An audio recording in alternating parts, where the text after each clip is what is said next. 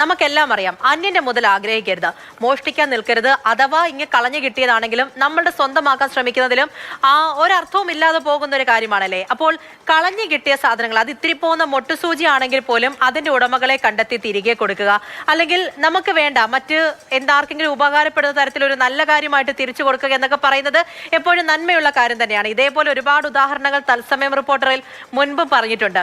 അങ്ങനെയുള്ള ഒരു വാർത്തയിലേക്കാണ് ആദ്യം പോകുന്നത്. കളഞ്ഞു കിട്ടിയ സ്വർണ്ണമാല ഉടമയ്ക്ക് കൈമാറിയ ദമ്പതികളെ ഒന്ന് പരിചയപ്പെടാം. കൊല്ലം തേവലക്കരയിലാണ് ഈ ഒരു നല്ല പ്രവൃത്തി അവർ ചെയ്തത്. അവിടെയുള്ളവരാണ് ശക്തികുളങ്ങര സ്വദേശിയായ ധർമ്മരാജനും ഭാര്യ ശ്രീകുമാരിയുമാണ് കളഞ്ഞു കിട്ടിയ സ്വർണ്ണമാല ഉടമയ്ക്ക് തന്നെ തിരിച്ചു കൊടുത്തത്. സ്വർണത്തിന്റെ തിളക്കത്തിൽ കണ്ണു മഞ്ഞളിച്ചില്ല. ഇത് തേവലക്കര സ്വദേശി ധർമ്മരാജന്റെയും ഭാര്യ ശ്രീകുമാരിയുടെയും സത്യസന്ധതയുടെ കഥ. മരണത്തിന് പോയി മടങ്ങുകയായിരുന്ന ദേവരാജനും ഭാര്യയ്ക്കും റോഡിൽ നിന്ന് ഒരു പേഴ്സ് കളഞ്ഞു കിട്ടി. അതിലുണ്ടായിരുന്നത് സ്വർണമാലയും കുറച്ചു പണവും. ദമ്പതികൾ ഒന്നും നോക്കിയില്ല, നേരെ തേവലക്കര പോലീസ് സ്റ്റേഷനിലേക്ക് വിട്ടു. കാര്യം പറഞ്ഞ് പേഴ്സ് കൈമാറി. പോലീസ് നടത്തിയ അന്വേഷണത്തിൽ പേഴ്സ് പടിഞ്ഞാറേക്കല്ലട സ്വദേശിനിയുടേതാണെന്ന് വ്യക്തമായി. രജനിയെ ബന്ധപ്പെട്ട് കാര്യമറിയിച്ചു. രജനിക്കും ആശ്വാസം. അവസാനം ധർമ്മരാജനെയും ഭാര്യയെയും സ്റ്റേഷനിലേക്ക് വിളിച്ചു വരുത്തി. അവരുടെ കൈകൾ കൊണ്ട് തന്നെ സ്വർണമാല അടങ്ങിയ പേഴ്സ് രജനിക്ക് കൈമാറി. ഇത് മാതൃകാപരമായിട്ടുള്ള ഒരു കൃത്യമാണ് ചെയ്തത്. ഇന്നത്തെ കാലത്ത് സ്വർണത്തിന് വളരെയേറെ തുക കയറി നിൽക്കുന്ന ഈ സമയത്ത് ആ കുടുംബം ചെയ്തത് വളരെ മാതൃകാപരമായിട്ടുള്ള കാര്യമാണ്. ആ കുടുംബത്തിനെ ഞാൻ തെക്കുംഭാഗം പോലീസും അഭിനന്ദിക്കുന്നു. നഷ്ടപ്പെട്ട സ്വർണ്ണാഭരണം തിരികെ നൽകിയതിന്റെ സന്തോഷത്തിലാണ് ധർമ്മരാജനും ഭാര്യയും. ഞങ്ങൾ പടിഞ്ഞാറേക്കല്ലയുടെ മരണത്തിന് പോയിട്ട് വരുന്ന വഴിക്ക് ലോകരക്ഷയുടെയും പള്ളിയുടെ ഇടയ്ക്കിൽ വെച്ചാണ് ഒരു പേഴ്സ് കിട്ടി. അത് ഞങ്ങൾ എടുത്തു തുറന്നു നോക്കിയപ്പോൾ അതിനകത്തൊരു സ്വർണ്ണമാലയായിരുന്നു. ആ മാല തെക്കുംഭാഗം പോലീസ് സ്റ്റേഷനിൽ ഏൽപ്പിക്കുകയും അതിൻ്റെ പാർട്ടികൾ വന്ന് തൊട്ടടുത്ത ദിവസം ഒരു 10-10:30 വന്ന് വാങ്ങിക്കുകയും ചെയ്തു. അത് കിട്ടിയത് അവർക്കും വളരെ സന്തോഷം. സ്വർണ്ണാഭരണം തിരികെ നൽകിയ ഇരുവരുടെയും നല്ല പ്രവൃത്തിക്ക് ഒരു ബിഗ് സല്യൂട്ട് നൽകിയാണ് പോലീസ് ഇവരെ മടക്കി അയച്ചത്. മാതൃഭൂമി ന്യൂസ്, കൊല്ലം. കണ്ണൻ നായരാണ് നമ്മുടെ കൂടെ ഉള്ളത്. കാരണം തുടക്കത്തിലെ ഞാൻ പറഞ്ഞു, ഇതേപോലുള്ള ഒരുപാട് ഉദാഹരണങ്ങൾ ഇതേ തത്സമയം റിപ്പോർട്ട് നമ്മൾ പറഞ്ഞതാണ്. പക്ഷേ മാതൃകാപരമായ ഒരു പ്രവൃത്തി ചെയ്യുമ്പോൾ അത് കേട്ട് പഴകിയതാണെങ്കിലും പുതിയതാണെങ്കിലും അത് പ്രേക്ഷകരിലേക്ക് എത്തിക്കുന്നതിൽ എന്താണ് തെറ്റിയത്? ഇവിടെ സംഭവിച്ചതും അത് തന്നെയാണ്. ഒരു പേഴ്സ് കളഞ്ഞു കിട്ടുന്നു, അതിൽ വിലപിടിപ്പുള്ള വസ്തുക്കൾ ഉണ്ടാകാം, അതെല്ലാം അതേ സമയം തന്നെ തിരികെ കൊടുക്കാൻ കാണിച്ചതൊരു വലിയ മനസ്സ് തന്നെയാണ്.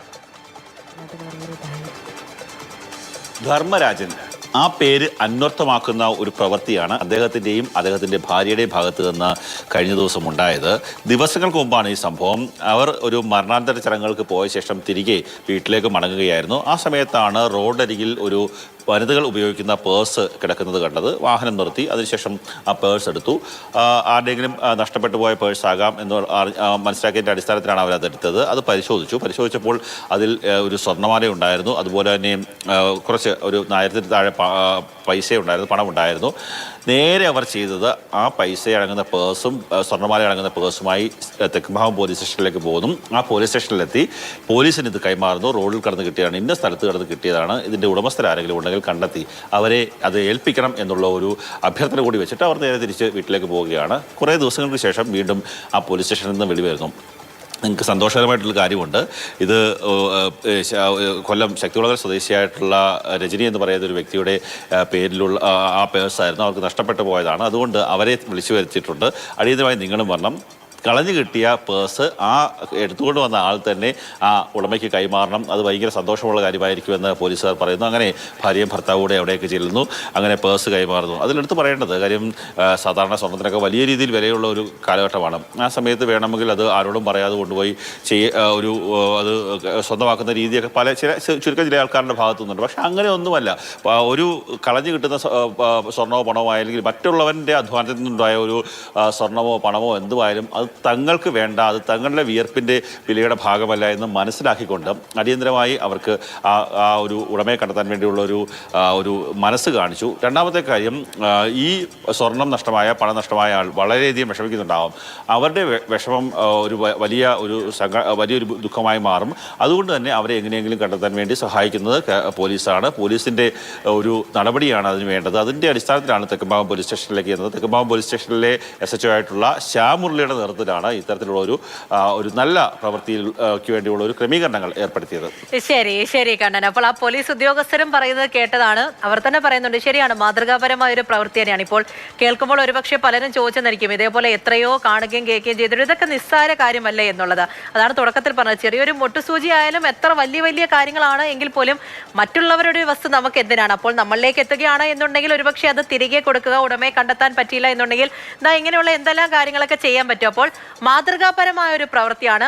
അത് എത്ര നമ്മൾ കേട്ട് പഴകിയതാണ് എങ്കിൽ പോലും അത് ഓരോരുത്തരിലേക്കും എത്തുന്നതിലൂടെ കൂടി പുതിയൊരു മാതൃകാപരമായ ഒരു കാര്യം കൂടിയല്ലേ നമ്മളിലേക്ക് എത്തുന്നത്. അപ്പോൾ നമ്മൾക്കും അതിനെക്കുറിച്ചൊന്ന് ചിന്തിക്കാൻ പറ്റും എന്നുള്ളതാണ് ഇതിന്റെ ഒരു സന്ദേശം. ശരി കണ്ണൻ.